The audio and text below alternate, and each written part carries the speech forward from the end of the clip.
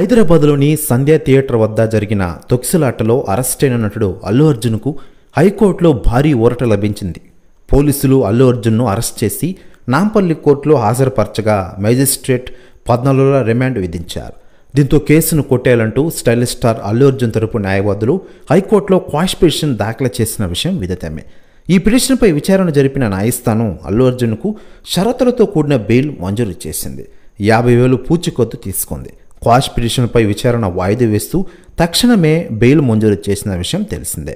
న్యాయమూర్తి పిటిషన్పై అత్యవసర విచారణ జరపాలని అల్లు అర్జున్ తరపు న్యాయవాది కోరగా కేసుపై సోమవారం విచారణ జరపాలని, అత్యవసర విచారణ అవసరం లేదని ప్రభుత్వ తరపు న్యాయవాది వాదించిన విషయం మనకందరికీ తెలిసిందే.